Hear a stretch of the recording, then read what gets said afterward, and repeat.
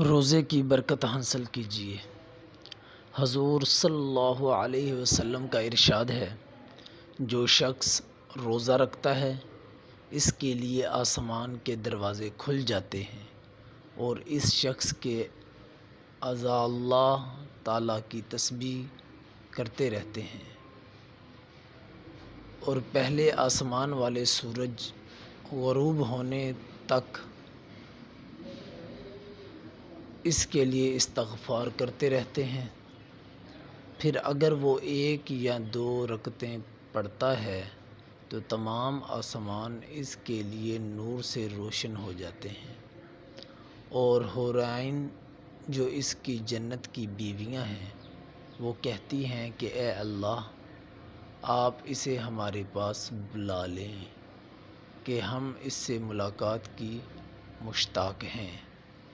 اور اگر لا الہ الا اللہ یا سبحان اللہ یا اللہ اکبر کہتا ہے تو 70,000 فرشتے اس کا ثواب لکھنا شروع کر دیتے ہیں اور غروب آفتاب تک لکھتے رہتے ہیں۔ سبحان اللہ۔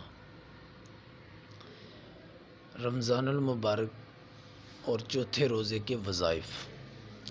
رمضان المبارک کا پہلا عشرہ رحمت ہے، لہٰذا اس عشرے میں آپ جو بھی وظیفہ کریں یہ سوچ کر کریں کہ اللہ کی رحمت مجھ پر بارش کی طرح برس رہی ہے، اور میں اس رحمت میں نہا رہا ہوں، اور میں جو وظیفہ کر رہا ہوں میرا کریم رب اس کو سن رہا ہے، اور اپنی شایان شان مجھے اس وظیفے کی برکات سے نواز رہا ہے اور میرے مسائل حل ہو رہے ہیں۔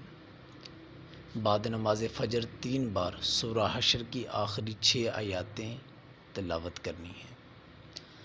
بعد نماز ظہر 3 بار لا الہ الا اللہ وحدہ لا شریک لہ لہ العلی العظیم۔ بعد نماز عصر 7 بار اللہم انی اسألک بأن لک الحمد لا الہ الا انت یا حنان یا منان یا بدیع السماوات والارض یا ذا الجلال والاکرام یا حی یا قیوم۔ بعد نماز مغرب 11 بار یا ربی یا ربی۔